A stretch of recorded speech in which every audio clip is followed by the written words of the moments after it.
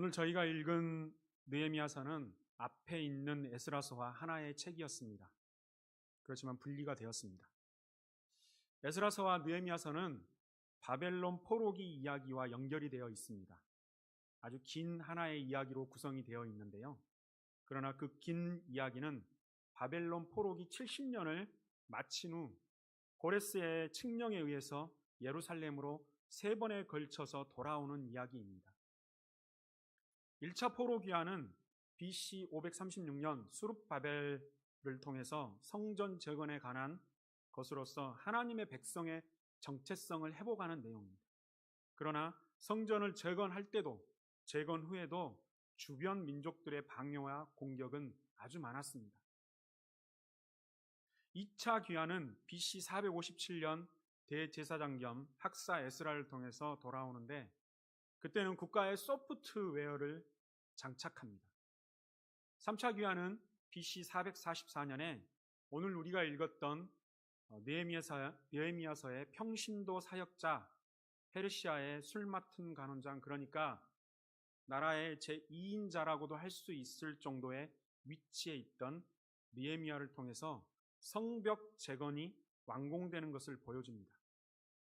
수룹바벨과 에스라는 목회자이지만 총독 느헤미야는 평신도 사역자입니다. 에스라와 느헤미야는 동시대 사람이지만 느헤미야와 스룹바벨과는 약 100년 정도의 차이가 있습니다. 스룹바벨과 에스라가 쓰러진 나라를 세우기 위해 많은 노력을 했고 성전을 재건했지만 아직 나라의 기틀을 마련하지 못한 채 많은 어려움을 겪고 있습니다. 우리가 읽지는 않았지만 에스라서 10장에 나와 있듯 에스라와 백성들이 율법을 지키기 위해서 이방 여인들과 결혼했던 이스라엘 남자들에게 이혼하여 그들의 땅으로 돌려보내라는 단호한 결단과 명령으로 인해서 이방 여자들은 그들의 나라로 돌아갑니다. 그로 인해서 이스라엘 주변 많은 민족들에게 이스라엘은 미움을 샀을 것입니다. 그들은 성전 재건 이후에 예루살렘 성벽을 재건함으로써 국가적 면모와 기틀을 갖추려고 했지만 주변 대적국들의 방해와 공격으로 공사는 중단되었고 그나마 중건된 부분조차도 무너지고 성문은 불탔고 큰 환난을 당한다고 느헤미야 1장 3절에서 증언하고 있습니다. 이 소식을 자신의 형제에게 전해드린 느헤미야는 느헤미야 1장 4절에서 수일 동안 슬퍼하고 울며 하늘의 하나님 앞에서 금식하며 기도했다고 성경은 증언하고 있습니다. 느헤미야는 당시 최고 강대국 2인자나 다름없는 자리에서 평안하고 안락한 삶을 살았을 것입니다. 그런데 그럼에도 불구하고 이국만리 떨어진 자신의 조국 예루살렘을 생각하며 하나님 앞에 엎드린 것입니다. 그도 그럴 것이 2차 귀환 때 자신은 함께 가지 않았고 물론 중요한 간직에 있었으니 가기가 어려웠을 것입니다. 마음으로라도 이스라엘 공동체가 잘 되기를 바라는 마음과 미안함이 언제나 있지 않았겠습니까? 그런데 좋은 소식이 아닌 이 안타까운 소식에 그가 취했던 첫 번째 행동으로는 하나님께 기도했다는 것이었습니다. 실로 느헤미야는 기도의 사람입니다. 느헤미야서는 총 13장으로 구성되어 있는데요. 1장에서 7장은 성벽 재건과 그런 내용으로 되어 있습니다. 8장에서 10장은 신앙 부흥 운동과 언약의 갱신, 그리고 11장에서 13장은 언약에 대한 순종으로 구성이 되어 있습니다. 그런데 특이한 것은 매 장마다 그는 기도하고 일을 했다는 것입니다.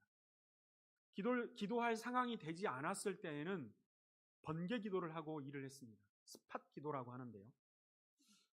느헤미야는 외부적으로 주변 민족들의 방해와 적대 속에서도 내부적으로는 이방 민족과 통혼을 하고 율법을 지키지 않는 상황 속에서도 사실 이스라엘이 포로 생활을 했던 것은 하나님만 섬기지 않고 하나님 더 섬기고 우상 숭배와 쾌락주의, 물질 망론주의, 인본주의, 혼합주의로 인해서 하나님께서 여러 선지자들을 통해서 돌이키게 하시고 경고하셨는데도 돌이키지 않음에 대한 것이었습니다.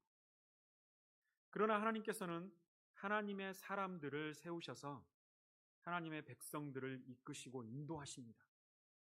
오늘 저희가 읽은 느헤미야 8장 1절에서 3절은 총독 느헤미야가 성벽 재건 이후 7월 초하루 여호와의 성일에 백성들이 학사 겸 대제사장 에스라에게 율법책을 읽어달라고 하는 장면입니다.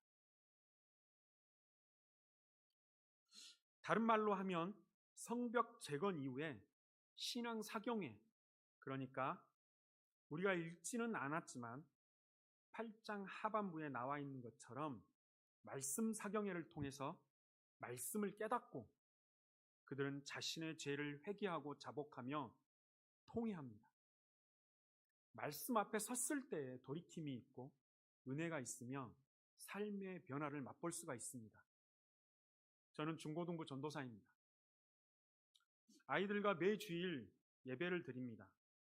아이들이 주일 예배를 통해서 삶이 변하겠지만 6일 동안 각자의 삶의 자리에서 치열하게 살다가 주일에 한 번 드리는 그 예배로 어떻게 하나님의 뜻을 알고 하나님의 백성답게 살 수 있을까에 대한 고민이 있습니다. 하나님의 뜻을 행하고 살고자 한다면 분명히 성경을 읽고 묵상하며 삶으로 살아내는 작업이 필요할 것입니다. 그래서 내년에는 성경 읽기에 대해서 조금 독려하려고 합니다. 그런 면에서 우리 수기동 교회가 오늘 제28회 성경 퀴즈 대회를 하는 것은 참으로 의미가 있다고 말할 수 있겠습니다. 가만히 있어도 그냥 살아도 하나님 말씀대로 살 수만 있다면 참 좋겠지만 문제는 세상은 말씀 앞에 서지 않고 기도하지 않는 성도들을 하나님 나라의 백성답게 살게 내버려 두지 않는다는 것입니다. 시편 기자는 오직 여호와의 율법을 즐거워하여 그 율법을 주야로 묵상하는 사람이 복이 있다라고 합니다. 우리는 그러면 어떻게 살아야 할까요?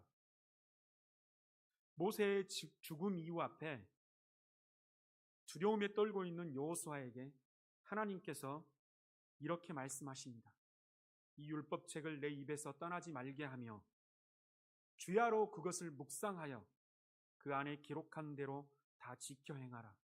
그리하면 내 길이 평탄하게 될 것이다. 내가 형통하리라고 말씀하셨습니다.